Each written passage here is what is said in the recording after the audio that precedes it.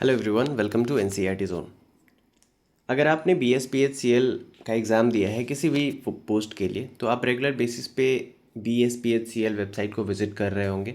Specially अगर आप JAC के स्टूडेंट हैं तो ये स्पेकुलेट किया जा रहा था, ये कयास लगाया जा रहा था कि सबसे पहले इसी का रिज़ल्ट आने वाला है।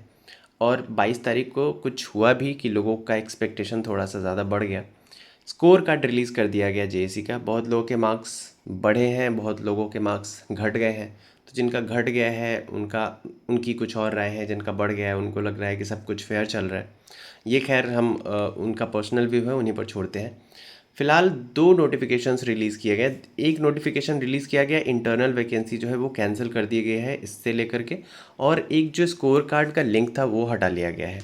अब दोनों पर एक एक करके बात करेंगे। सबसे पहले बात करते हैं कि जो इनकी इंटरनल वैकेंसी है, ये वैकेंसी को ना कैंसिल कर दिया गया है। ऐसा क्यों हुआ है? देखिए, इनका जो इंटरनल वैकेंसी था, इसका डॉक्यूमेंट वेरिफिकेशन 12 या 9 तारीख को होने वाला था।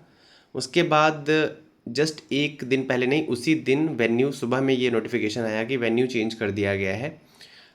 जो डॉक्यूमेंट वेरिफिकेशन होगा उसका, उसके बाद शाम तक ये आ गया कि नहीं, वेन्यू चेंज नहीं हुआ है, अभी पूरा पोस्टपोन कर दिया गया है।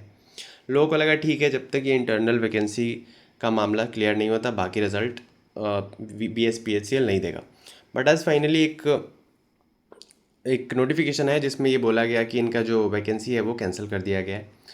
चलिए इसको पढ़ते हैं हुआ क्या actually. Bihar state power holding company limited ने जो है, इनका एक बोर्ड ऑफ डायरेक्टर्स का मीटिंग हुआ था 17 तारीख को, और जिसमें इन्होंने डिसाइड किया कि जो हमारा ये 6/2024 यानी कि इंटरनल की जो वेरियस पोस्ट्स के लिए वैकेंसी है, इनको हम कैंसिल कर देंगे।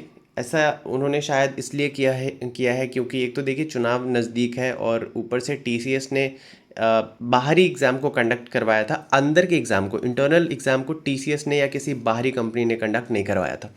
तो इनके ऊपर बहुत ज़्यादा ये जो छींटे हैं करप्शन के वो पड़ रहे थे कि बहुत बड़ी धांधली हुई है, सीट्स को बेच दिया गया है एंड ऑल। और उन्हीं के अंदर के जो एम्प्लॉयज़ हैं उन्होंने ही शायद ये खबरें फैलाई थी।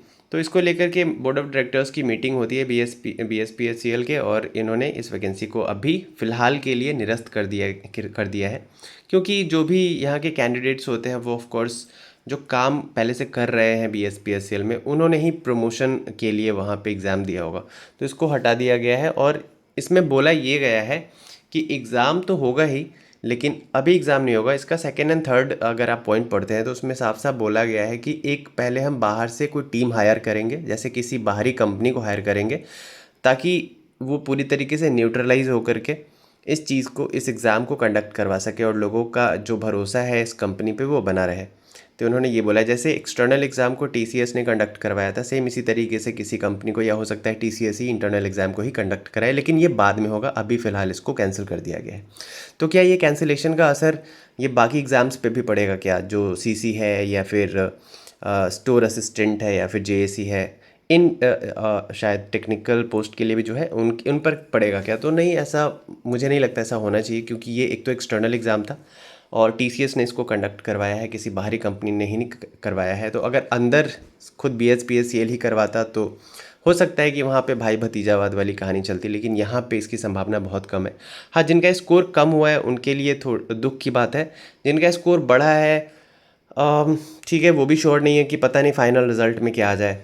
तो कुछ भी हो रहा है यहाँ पे, लिंक तुरंत हटा दिया गया है। तो काफ़ी लोग ये बोल रहे हैं कि लिंक क्यों हटाया है, क्या कुछ गड़बड़ हो गया था नॉर्मलाइजेशन प्रोसेस में, क्या उसको फिर से ठीक किया जा रहा है? तो देखिए, हो सकता है कि फिर से ठीक किया जा भी रहा हो, या फिर ये भी हो सकता है कि हो सकता है शाम तक, रात तक रिजल्ट भी दे दे।